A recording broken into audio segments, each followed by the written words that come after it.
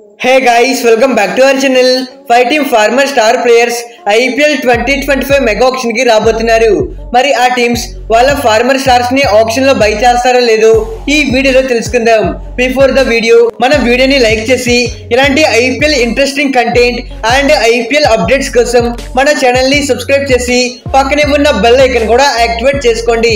Number 5 Trent Bolt. Current world cricket లో top best pacer లో ఒకడైన bolt next mega auction కి వస్తాడు.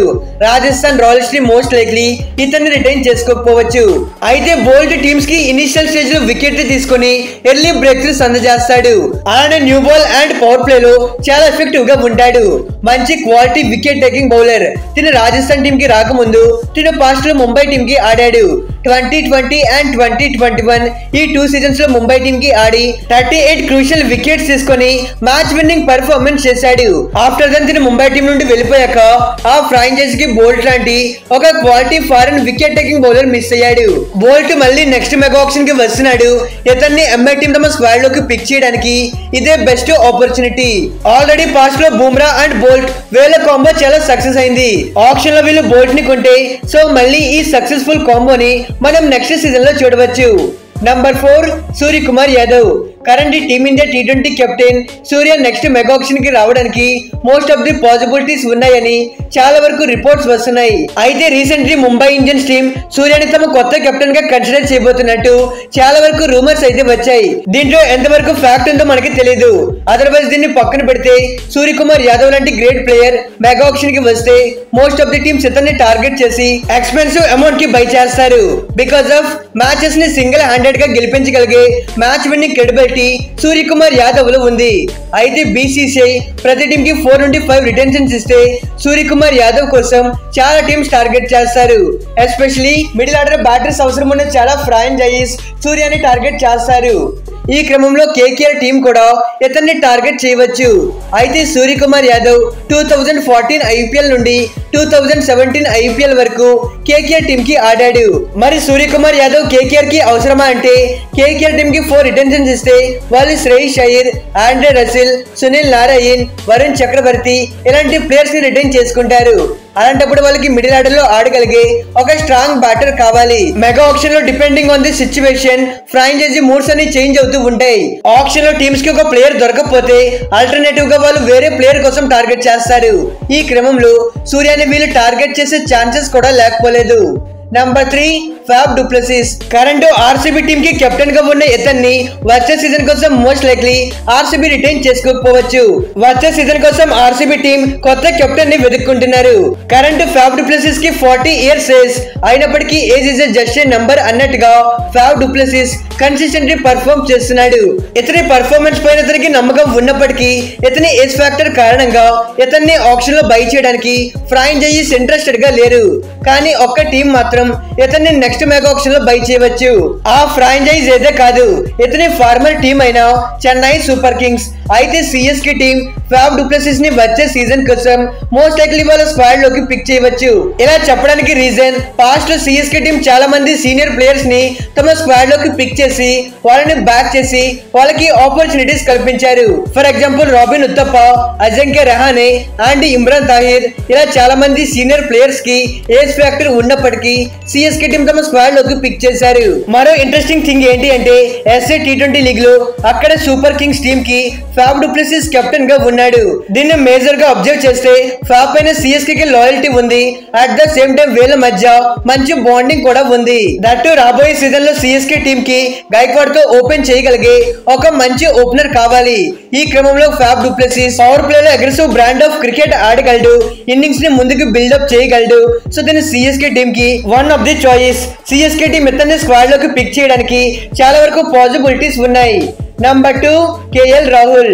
ఈ Indian star wicket keeping batter next mega auction కి రాబోతున్నట్టు ఇప్పటికే చాలా రిపోర్ట్స్ వచ్చాయి. ఈ సీజన్ ఐపీఎల్ లో Lucknow team owner Sanjay Goenka and KL Rahul వీళ్ళ మధ్య జరిగిన కాంట్రవర్సీ మన అందరికీ తెలిసింది. రాహుల్ కెప్టెన్సీ అండ్ తన ఇండివిజువల్ పర్ఫార్మెన్స్ పైన ఎల్ఎస్జీ టీం అన్సాటిస్ఫైడ్ గా ఉన్నారు. సో ఇతన్ని ఆక్షన్ కి రిలీజ్ చేయాలి అని ఎల్ఎస్జీ టీం ఎక్స్పెక్ట్ చేస్తుంది. అదర్వైజ్ కేఎల్ రాహుల్ ఆక్షన్ కి వస్తే అతన్ని ఎలాగైనా టీమ్ లోకి తీసుకోవాలి అని ఆర్సీబీ టీం ఇంట్రెస్టెడ్ గా ఉన్నారు. చేశాడు. Few days back RCB team KL Rahul ని టార్గెట్ చేస్తున్నారు అని మనం చాలా రిపోర్ట్స్ కూడా చూసాం. ఎందుకంటే ఆర్సీబీ టీం కి ఒక మంచి ఇండియన్ క్వాలిటీ కెప్టెన్ కావాలి. నెక్స్ట్ ఆప్షన్ టేబుల్ పైకి కెప్టెన్సీ మెటీరియల్స్ అయిన Rohit Sharma, Suryakumar Yadav, KL Rahul, David Warner, Aiden Markram ఇలా చాలా మంది ప్లేయర్స్ వస్తున్నారు. వీళ్ళందరిలో ఆర్సీబీ టీం కి ఫస్ట్ ప్రయారిటీ కేఎల్ రాహుల్ ఉంటాడు. ఎందుకంటే ఇతన్ని టీమ్ లోకి తీసుకుంటే యాజ్ ఏ ఓపెనర్ గా ఆడిపించవచ్చు అండ్ వికెట్ కీపింగ్ చేస్తాడు. That to captaincy material. Previously KL Rahul RCB team కి ఆడినాడు. దట్ టు తిని కర్ణాటక టీం లోకల్ ఆటగాడు. అక్కడ ఫ్యాన్స్ అండ్ మేనేజ్మెంట్ తో రాహుల్ కి మంచి కనెక్షన్ ఉంది. ఇతని ఈజీలీ మరో 6 to 8 years ఐపీఎల్ ఆడతాడు. ఇతన్ని ఆర్సీబీ టీం కెప్టెన్ గా అపాయింట్ చేస్తే ఆర్సీబీ టీం కి లాంగ్ ఫ్యూచర్ ఉంటుంది. సో వీటిని అన్నిటినీ కన్సిడర్ చేసి ఆర్సీబీ టీం ఒక డిసిషన్ తీసుకుంటారు. అయితే చాలా మంది కేఎల్ రాహుల్ స్ట్రైక్ రేట్ ని క్రిటిసైజ్ చేస్తూ ఉంటారు. తిని లో స్ట్రైక్ రేట్ తో ఆడతాడు, తిని T20 ఫార్మాట్ కి పనికిరాడని చాలా మంది రాహుల్ ని విమర్శిస్తుంటారు. మరి రాహుల్ ఎలాంటి కైండ్ ఆఫ్ మ్యాచ్ విన్నరు మనందరికీ తెలిసింది. కరెంట్ తిని స్ట్రైక్ రేట్ కారణంగా ఇతని ఫ్యూచర్ ని జడ్జ్ చేయలేం. ఫర్ షూర్ ఫ్యూచర్ లో KL Rahul strongly bounce back చేస్తాడు అని నేను నమ్ముతున్నాను. Number 1 Rohit Sharma. Current team India captain, former Mumbai Indians captain Rohit Sharma next mega auction కి రాబోతున్నాడు. ముంబై టీం ని 5 టైమ్ ఛాంపియన్ చేసి ఆ ఫ్రాంచైజీకి ఎంతో లాయల్ గా ఉన్న రోహిత్ తన ఐపీఎల్ కెరియర్ లో ముంబై ఇండియన్స్ టీం ని కాదని వేరే టీం కి ఆడతానని అస్సలు ఎక్స్పెక్ట్ చేసి ఉండడు. కానీ ముంబై ఇండియన్స్ టీం అలాంటి సిచ్యువేషన్ తెచ్చుకున్నారు. ఎంఐ మేనేజ్మెంట్ రోహిత్ తో సంప్రదింపులు జరపకుండా హార్దిక్ పాండ్యాని కొత్త కెప్టెన్ గా అనౌన్స్ చేశారు. ఇప్పుడు అన్ని తెలుసుకుని రోహిత్ శర్మకి కెప్టెన్సీ ఇస్తామన్నా గానీ అతను ముంబై టీం తో కంటిన్యూ అవ్వడానికి ఇష్టంగా లేడు. రోహిత్ ఆప్షన్ కి రావడానికి ఆల్మోస్ట్ ఫిక్స్ అయినట్టు తెలుస్తుంది. అయితే రోహిత్ ఆప్షన్ కి వస్తే కోట్ల రూపాయలు ఇన్వెస్ట్ చేసి అతన్ని బై చేసేందుకు చాలా టీమ్స్ రెడీగా ఉన్నారు. రోహిత్ శర్మ తన హోమ్ టీమ్ లో ఆడాలి అని ఎస్ఆర్ఎస్ ఫ్యాన్స్ కోరుకుంటున్నారు. అయితే శర్మ తన IPL career Deccan chargers Hyderabad team తో స్టార్ట్ చేశాడు. ఆ తర్వాతే ముంబై టీం కి వచ్చాడు. అయితే రోహిత్ శర్మకి హైదరాబాద్ ఫ్యాన్స్ తో మంచి రిలేషన్ ఉంది. ఇక సన్ రైజర్స్ టీం కి రోహిత్ శర్మ అవసరమా అంటే యాజ్ ఏ కెప్టెన్ గా Rohit Sharma Sunrisers team కి అవసరం లేదనే చెప్పుకోవాలి. ఎందుకంటే సన్ రైజర్స్ టీం కి కరెంట్ ప్యాట్ కమిన్స్ లాంటి ఒక క్వాలిటీ విన్నింగ్ కెప్టెన్ ఉన్నాడు. ఆఫ్ కోర్స్ రోహిత్ శర్మ కూడా ఒక విన్నింగ్ కెప్టెన్.